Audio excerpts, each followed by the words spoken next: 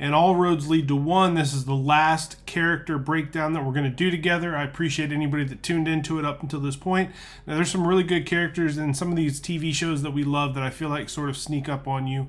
You know, you go episode after episode and you don't think much of them until you begin to realize that the person's kind of amazing, and parts of the most endearing and enthralling storylines are all wrapped around these individuals. Now, I thought that Steve Harrington was going to be nothing more than a Michael J. Fox clone, a little hint to Tom Cruise here and there, that Nancy would fawn over for a time. I mean, Jonathan Byers sort of got framed to be the key male teenager in this drama, in this harrowing tale of the Upside Down. But along the way, Steve met Dustin, assumed the role of group babysitter, and the rest is Netflix history. Let's talk about Steve Harrington one day before we get Stranger Things Season 5. Ahoy, ladies! I didn't see you there. Would you guys like to set sail on this ocean of flavor with me? I'll be your captain. I'm Steve Harrington. When we meet Steve Harrington, he is a 17-year-old high school student who looks to have everything a 17-year-old high school student would want. You know, he's a good-looking kid. He's got great hair. On top of all that, his folks are rich. I mean, he's a stellar athlete. My man here is living the good life, even if he has some pretty shitty friends in Tommy and Carol. Now, he's doing what all boyfriends in high school typically do, and he's trying very hard to lure his girlfriend, Nancy, into his bed. Shortly after that happens, though, because Steve succeeds, Barb winds up tagging along, and because she's obviously the odd person out, you know, she's not going to sit there and watch. She winds up cutting her hand, trying to do a shotgun, and then she ultimately disappears. We know as viewers she didn't disappear. She got chomped on by the Demogorgon. That night, though, Jonathan's taking some pictures he probably shouldn't have been there taking. Steve has to confront him about that. There's a fight. Jonathan gets his camera broke by Steve.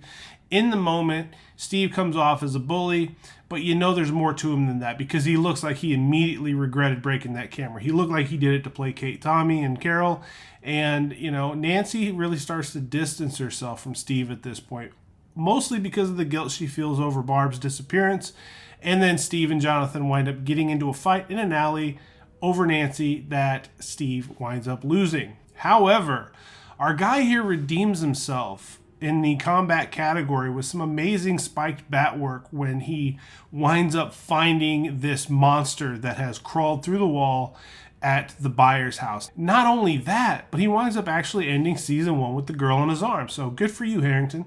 Now, this second season, though, is actually where Steve winds up entering the Hall of Fame for me, because... Hey, dickheads. How come the only one to help me out is this random girl? And he finds himself in charge of several groups of our main kid characters. Now, it's here in this season where Steve and Dustin form what I consider to be the greatest duo in television history. And I don't want you to argue with me, because you're not going to convince me different. Please don't waste your time. Polar opposites, right? But Steve is an older brother figure for Dustin that I think Dustin really, really needs. And Steve, you know, he actually seems to care about what the kid is going through. You know, we get some of that stellar next level hair advice, great pep talk before Dustin goes into the snowball.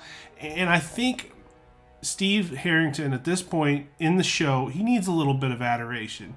You know, he likes the fact that Dustin looks up to him. Having been integral in season 2 in every way he could be, you know, we find him slinging ice cream in season 3 at Scoops Ahoy, and we meet Robin, who we think is going to be a love interest for Steve, because Nancy and Jonathan are now together. Steve's out there doing his own thing. He's striking out at the counter, and Robin's giving him grief for it, but he reunites with Dustin, which is a great scene when they see each other, and Robin is just super amused by how many small children Steve is friends with. The rest of season 3 is history, and that season ends with Steve landing a job at Family Video, which speaks to my heart because I love video rental stores. Vecna being the big bad in season 4, Steve again finds himself sort of leading a team into the Upside Down, and the main team that winds up going after Vecna is Steve, Nancy, and Robin, while Dustin and Eddie are responsible for luring the Demobats away. There's an episode in season 4 that ends with Steve being attacked by these Demobats, and I swear to God, I had a panic attack over the way that whole thing shut down because they ended the episode with him getting chewed on, and I don't understand why you do that to your fans. That wasn't cool at all. Steve Harrington is my favorite character on the show, and I feel like infinity is the number if I have to put a number to the meltdown that I'm going to have if something happens to him. Dustin's a close second, and what they're able to do together on screen's magic. It's just so enjoyable.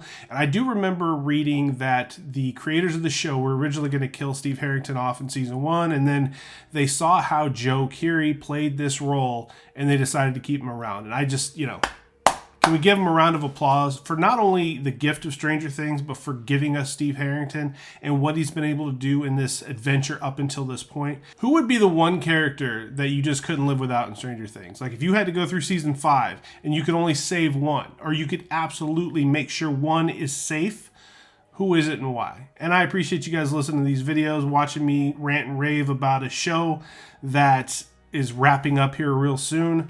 Good luck tuning into it tomorrow. Come back here and let me know what you think. Am I dreaming or is that you, Harrington? Yeah, it's me. Don't cream your pants.